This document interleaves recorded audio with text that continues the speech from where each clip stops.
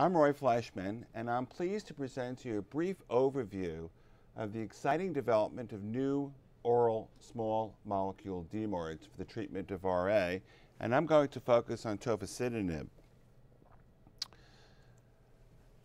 There are many cytokine receptors, as seen in this cartoon, which lack intrinsic kinase activity, and they rely on associated tyrosine kinases, such as the JAKs, to transmit signals from the extracellular environment to the nucleus. And included within this group are the MAP kinases, seen all the way to the left, the SYK kinases, NF-kappa B, as well as the JAK kinases. These are orally available, small molecule, highly selective JAK inhibitors, which display nanomolar potency against various parts of JAK. Tofacitinib is a JAK3/1 versus a JAK2.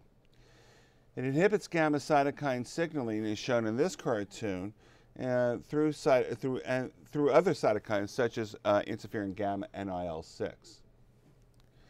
What I'm going to briefly do is show the development program of tofacitinib and where it stands.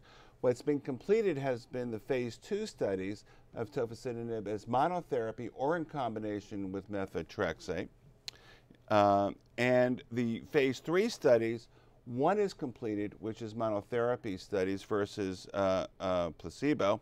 And what's ongoing is tofacitinib plus methotrexate, methotrexate incomplete responders, tofacitinib plus DMARDs and DMARD incomplete responders, tofacitinib plus methotrexate versus TNF plus methotrexate. So this is going to be a head-to-head. Tofacitinib plus methotrexate and TNF incomplete responders, and then a tofacitinib monotherapy in DMARD naive patients, which is the one X-ray study, the structure. So these ongoing, these last studies are all ongoing and should be reported either sometime later this year or next year. What have we seen? So in terms of clinical responses, in the phase 2 studies, there have been several phase 2 studies. The doses that have been identified have been 5 and 10 milligrams BID going forward. And what I've done here is I've averaged the scores. These are 20, 50, 70 scores, HAQ decrease, change in DAS, and percentage patients achieving DAS remission between the 5 and 10 milligram groups. And what you can see is that in each of these studies, the ACR 20 response, ACR 50 response, ACR 70 response, the HAQ decrease, the improvement in the DAS 28, and DAS achievement of DAS remission has been very respectable.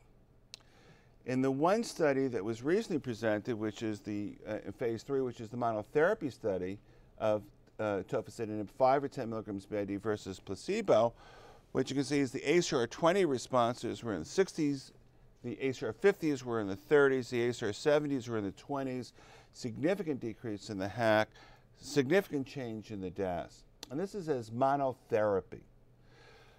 There's also data from a long-term extension which predominantly comes from the phase 2 studies, which show that the response is maintained. So what I've shown you is the drug appears to be effective. What I can say also is that the monotherapy study would suggest that the responses are similar to what's been seen in other studies of TNF agents plus methotrexate and methotrexate incomplete responders. I mean, you can't compare studies, but these are responses that are not dissimilar from what we've seen, and this is as monotherapy. What about safety? Because safety is an issue. It's always an issue with a drug, and particularly a new drug. So what's been identified has been SAEs, but SAEs occur in a percent of patients, which is similar to what we've seen in other trials of other agents.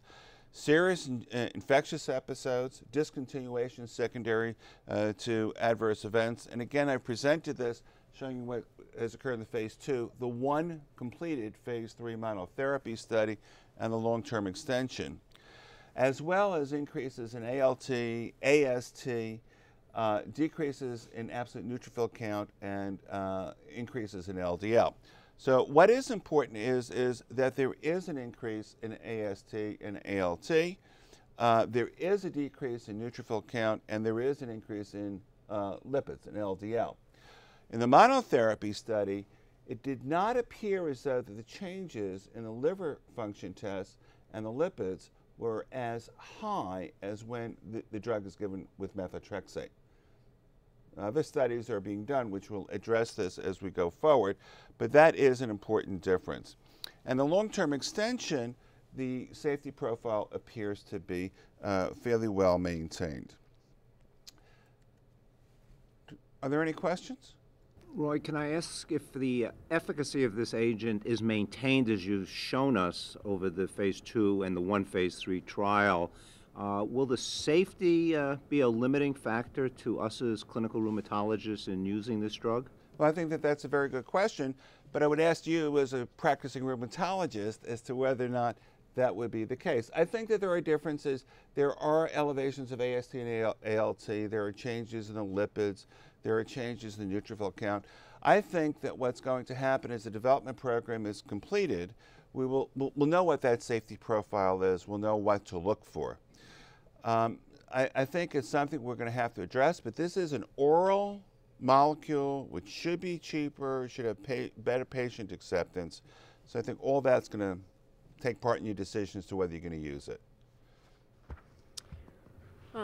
So let's assume that the benefit-risk profile of this product remains the same as we saw in phase 2 in this early monotherapy study. Tell me, where do you think this drug is going to be used? Will it be used after multiple biologic failures? Will it be used after one biologic? Or might it even be used prior to biologics? Yeah, so you can't answer that question yet. We need to have the rest of the phase 3 studies to see how well the molecule acts in each of those populations. And then we need to be able to see what the cost is, what the patient acceptance is, what the safety profile is going to be long term. And then we'll begin to consider it. The advantage is it's oral, it's going to be cheaper. The disadvantage is we don't have a lot of experience with it. So I think that these questions will be answered over time. So in summary, I think that this is an exciting development, right? The development of new oral DMARDs, which should be cheaper. And hopefully the program will develop and we will have effective drugs, other effective drugs to use in the treatment of rheumatoid arthritis.